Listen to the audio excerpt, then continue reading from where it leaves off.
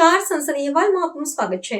મેઘરજ તાલુકાના ઇપલોડા ગ્રામ પંચાયતના સરપંચ નૈનાબેન પટેલ પાસે 3 સંતાનો હોવાની અરજી ટીડીઓને મળતા ખળભળાટ મચ્યો। ટીડીઓ દ્વારા આધાર પુરાવા સાથે હાજર રહેવા નોટિસ ફટકારાઈ।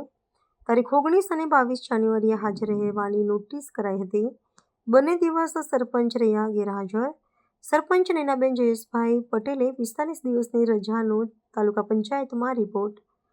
રજા દિવસ પૂર્ણ થાય પછી સુનાવણી કરી તપાસ હાથ ધરાશે। ઇપલોડા, સિસોદરા અને પીસાલ પંથકમાં ચર્ચાનો વિષય। 4 વર્ષ બાદ ઉઠેલા પ્રશ્નથી ગ્રામ પંચાયતમાં રાજકીય ગરમાવો। મેઘરજ તાલુકાના ઇપલોડા ગ્રામ પંચાયતના સરપંચ શ્રી નૈનાબેન જયેશભાઈ પટેલની વિરુદ્ધ 3 બાળકો બાબતની અરજી અત્રે મળેલ છે। એક જાગૃત નાગરિક દ્વારા અરજી કરવામાં આવી છે અને જે બાબતને ધ્યાનમાં લઈને સરપંચશ્રીને 19 તારીખે સુનાવણી માટે મુદત આપવામાં આવી હતી। 19 તારીખે સરપંચશ્રી હાજર નથી રહ્યા। ત્યારબાદ 22 તારીખે પણ સુનાવણી રાખવામાં આવી હતી। 22 તારીખે પણ હાજર નથી રહ્યા। ત્યારબાદ ગ્રામ પંચાયતથી અત્રે જાણ કરવામાં આવી છે કે પ્રસૂતિના કારણે સરપંચશ્રીએ 45 દિવસની રજા માંગણી કરેલ છે।